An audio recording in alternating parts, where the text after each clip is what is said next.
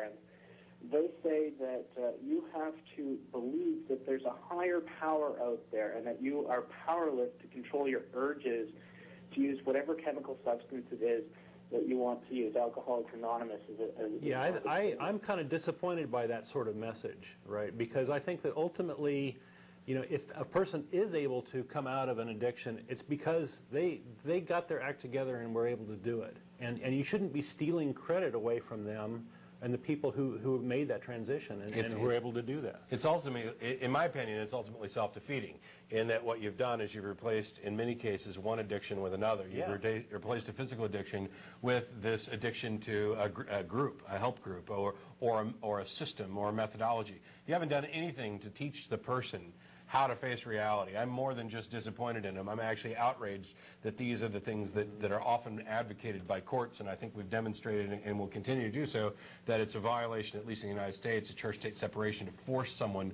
to go to a 12-step program that has religious ties. And there are secular options, some good secular options like secular sobriety and others like that, that actually do what I think. Granted, this is an opinion, and I'm not an expert on addiction or psychology, and I could be wrong, and I don't think we have enough evidence to say, but I'm convinced that when you empower people to face reality on reality's terms, to let them know that, yes, you can beat this. You don't have to do it on your own. It is your decision to do this, your willpower, but you can do it with help. You can do it with assistance. You can do it with the people around you who care about you. And if you don't have people, then a group is a fine thing, a fine way to get you started along that. There are plenty of ways to do this, where you actually build the character of the individual, where at the end of the process, not only do you have somebody who is clean and clear and free of chemicals,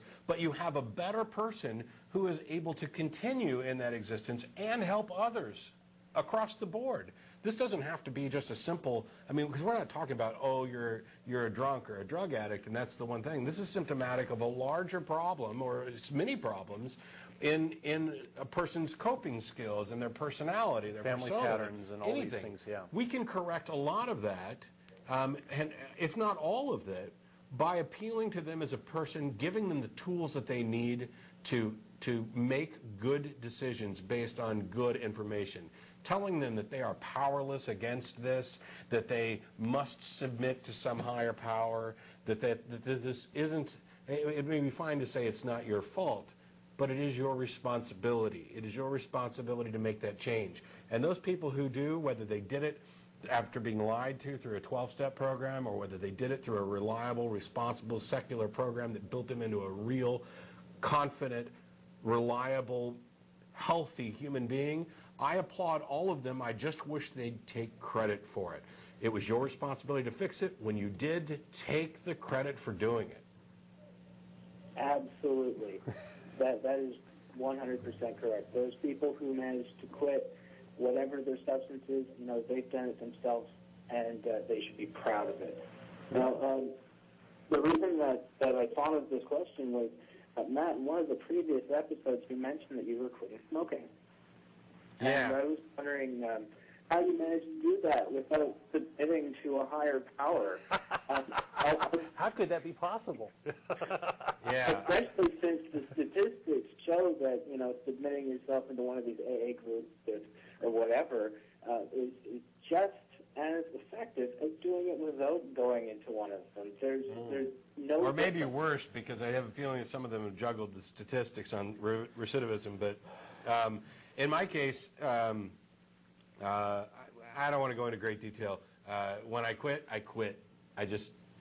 Did you use the patch or some other... No, I just quit. Okay. And I quit for 2.5 years and started smoking for just a few months and quit again recently. It's been my experience that some people find that easy and some people find it hard. Yes, and I don't want to claim that my particular method is going to work or be effective for anybody else. I realize some people are going to need more assistance with it or need a different method. I don't know how I managed to do it without divine intervention. Oh, yes, I did. I made up my mind that I was tired of smelling like cigarettes, tasting like cigarettes, and wasting money on cigarettes, and so I stopped. So, yeah, you realized it was unhealthy, and... Yeah, I'd rather not die. I got enough health problems without manufacturing more of them just because... Oh, and don't get me wrong. I still enjoy smoking. If it weren't for the health issues and the money and the nastiness, I'd be smoking right now during the show. I enjoy it. It's a pleasant activity. And I'm sure that people who are on heroin enjoy that too. While they're on it. Yeah. Just because you enjoy something doesn't mean it's a good idea.